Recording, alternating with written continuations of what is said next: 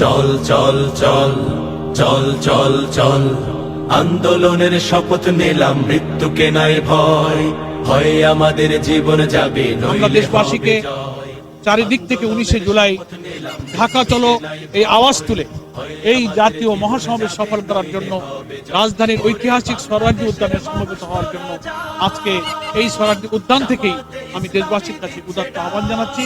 আমাদের গণমাধ্যমের মাধ্যমে বাংলাদেশের মানুষ তো রাজা, জামাতে ইসলামী দিচ্ছে ডাক।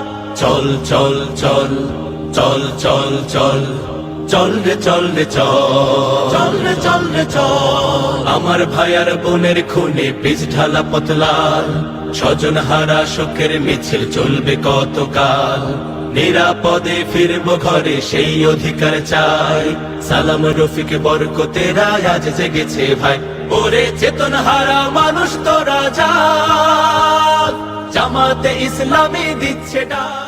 আমরা মহান আল্লাহ তাআলার শুকরিয়া আদায় করে আজকে ঐতিহাসিক সোহরাওয়ার্দী উদ্যানে আগামী 19শে জুলাই যে জাতীয় সমাবেশের যে উদ্যোগ জামাত ইসলামীর পক্ষ থেকে গ্রহণ করা হয়েছে তার প্রস্তুতি, মাঠের অবস্থা, মঞ্চ, আমাদের নিরাপত্তা, আমাদের পানি, স্যানিটেশন, মেডিকেল, নানান বিভাগের লোকেশন এবং বিভিন্ন প্রস্তুতি পর্যবেক্ষণের জন্য আমরা নেতৃবৃন্দ এখানে পরিদর্শনে এসেছিলাম।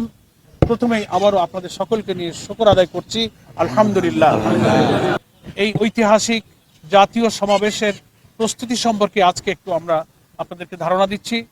ইনশাল্লাহ আমাদের আরো 2-1 এই মাঠ পরিদর্শনের প্রস্তুতির কাজ চলবে, আর আমরাও ইনশাল্লাহ আসবো। আজকে সারা দেশ থেকে এবং ঢাকা মহানগরীর লক্ষ লক্ষ মানুষ এখানে আসবেন, তাদের নামাজ, তাদের ওযু, তাদের অন্যান্য প্রয়োজন কিভাবে পূরণ করা যায় আমরা সেসব পরিকল্পনা নিয়েছি এবং আজকে কিছু ব্যবস্থা আমরা দেখলাম।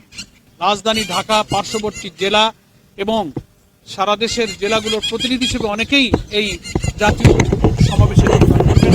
তাদের আসবার, চতুর্দিক থেকে গেট দিয়ে ঢোকবার, বসবার, শোনবার প্রয়োজনীয় ব্যবস্থা, গাড়ি পার্কিংয়ের ব্যবস্থা, সিকিউরিটির ব্যবস্থা, আমাদের কয়েক হাজার কর্মী বাহিনী বিভিন্ন ডিপার্টমেন্টের দায়িত্বে ইনশাল্লাহ নিয়োজিত থাকবে, তারা তাদের জন্য সে সুব্যবস্থা ইনশাল্লাহ করবে।